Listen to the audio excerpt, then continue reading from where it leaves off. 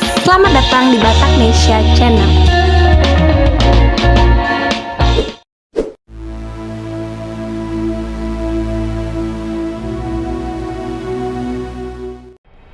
Puluhan prajurit TNI Angkatan Laut menggeruduk kantor polisi sektor Kalasan, Sleman, Yogyakarta pada hari Senin 26 April 2021. Para prajurit TNI Angkatan Laut mendatangi Polsek Kalasan untuk meminta klarifikasi terkait komentar miring tentang tenggelamnya kapal selam KRI Nanggala 402 yang diunggah seorang oknum polisi.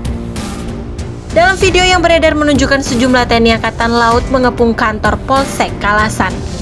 Bukan tanpa alasan para prajurit TNI Matra Laut ini datang mencari Ajun Inspektur 2 atau Aibda Polisi Fajar yang mengunggah komentar miring soal tenggelamnya KRI Nanggala 402.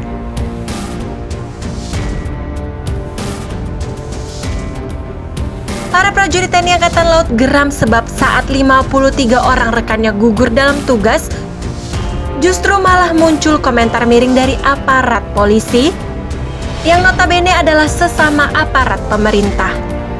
Bagaimana tidak murka oknum polisi itu bukannya memberikan ungkapan bela sungkawa terhadap para prajurit TNI Angkatan Laut awak kapal selam KRI Nanggala 402, malahan mengunggah dua komentar yang sangat menghina. Dalam postingan di Facebook akun Fajar yang menggunakan diksi kasar untuk mengomentari kejadian tenggelamnya KRI Nanggala 402. Akun Fajar juga curhat mengenai kondisi perekonomiannya. Di saat hampir seluruh rakyat Indonesia berkabung usai kehilangan kapal selam kebanggaan KRI Nanggala 402, beserta 53 awaknya yang gugur, ada komentar miring yang muncul justru dari sesama aparat pemerintah. Atas tindakan yang dilakukan oleh oknum polisi tersebut, dirinya pun mendapat sanksi tegas dari pihak kepolisian.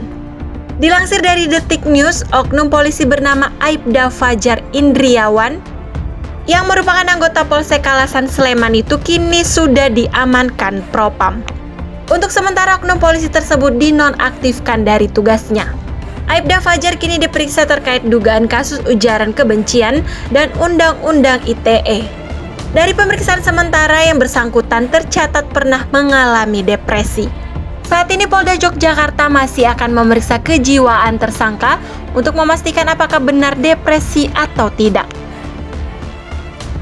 Atas nama pemerintah dan seluruh rakyat Indonesia, saya menyampaikan duka cita yang mendalam atas gugurnya 53 prajurit TNI Angkatan Laut di KRI Nanggala 402 dalam melaksanakan tugas di perairan utara Pulau Bali.